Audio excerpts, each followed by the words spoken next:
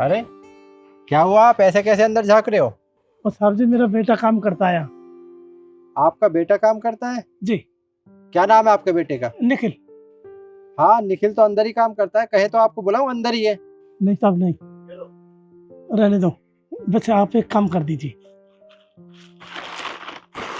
ये कुछ पैसे लाया हूँ गांव से, ये पैसे पहुंचा दीजिए बस। पैसे?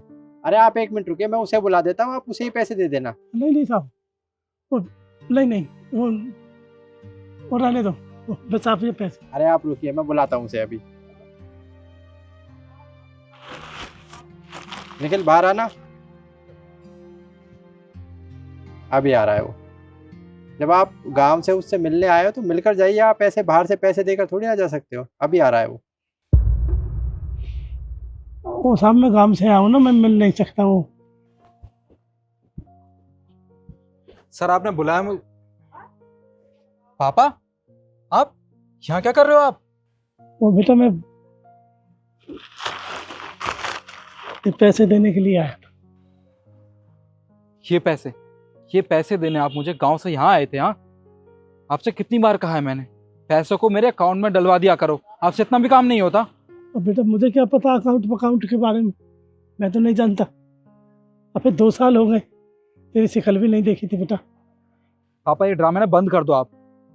वैसे भी आपको पता है यहाँ ऑफिस में मैंने कितनी इज्जत बना रखी है, यहाँ काम करता हूँ मैं। और जब यहाँ मेरे साथ के एम्प्लॉयज को पता चलेगा कि आप मेरे पापा हो, आप कुर्ता पजामा पहनने वाले किसान मेरे पापा हो, क्या सोचेंगे वो?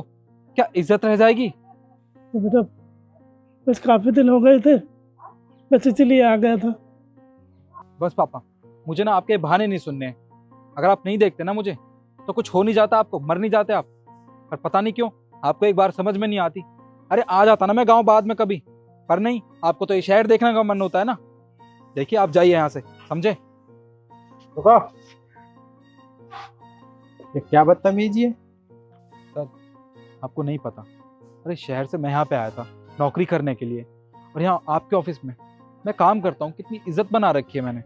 अगर यहाँ लोगों को पता चलेगा कि ये मेरे पापा हैं जो गांव में खेती करते हैं, तो मेरी क्या इज्जत रह जाएगी? आप खुद सोचिए सर। इज्जत क्या रह जाएगी?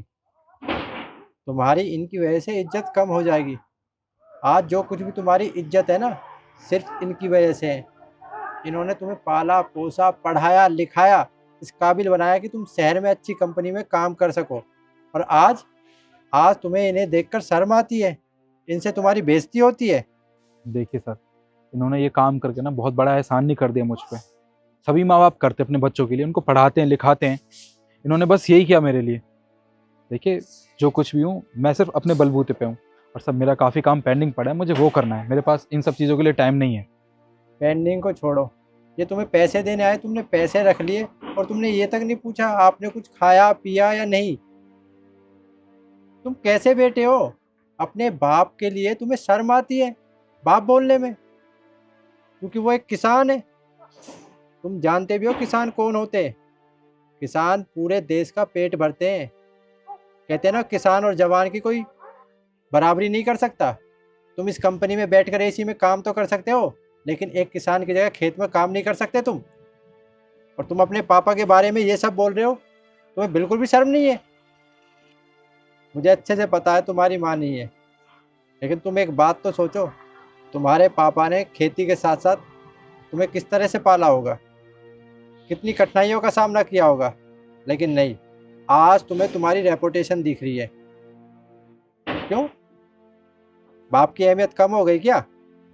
पैसे तो तुमने ले लिए, लेकिन बाप को बाप कहने में शर्म आ रही है। इन्हें गेट से ही बाहर भेज रहे हो कि चले जाओ। अरे इतने दिनों बाद आए, 2 साल बाद मिल रहे तुमसे, और तुम इस तरीके से बर्ताव कर रहे हो। अगर तुम्हारी आंखों में जरा भी शर्म है ना, तो माफ़ी मांगो इनसे, जो कुछ भी तुमने अभी किया है इनके साथ। सर आप बिल्कुल ठीक कह रहे हैं, सारी गलती मेरी है। मुझे इनके साथ ऐसा बर्ताव नहीं करना चाहिए था। पापा मुझे माफ़ कर दीजिए, मैंने बिना कुछ सोचे समझे आपको इतना कुछ सुना दिया। मैं कैसे भूल गया कि माँ तो बचपन में चली गई थी, उसके बाद आपने अकेले मुझे पढ़ाया लिखाया, इस काबिल बनाया कि मैं इतने बड़े शहर में आके नौकरी कर रहा हूँ, वो भी अच्छी खासी।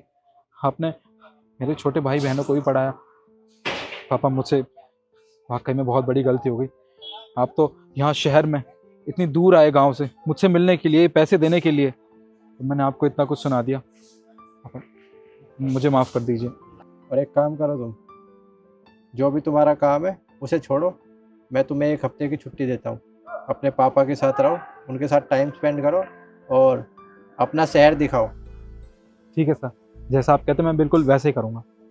पापा आप चलिए मेरे साथ। आपको पता है शहर बहुत बड़ा है, बहुत अच्छी अच्छी जगह है यहाँ पे देखने के लिए, और हाँ यहाँ का खाना भी बहुत अच्छा है। वैसे गांव में वो छोटी ठीक है ना?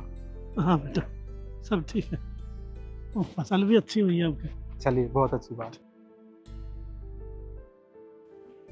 पता नहीं आजकल के बच्चों को हो क्या गया है, पढ़ लिख तो लिए लेकिन माँ बाप की इज्जत करना बिल्कुल भूल गए।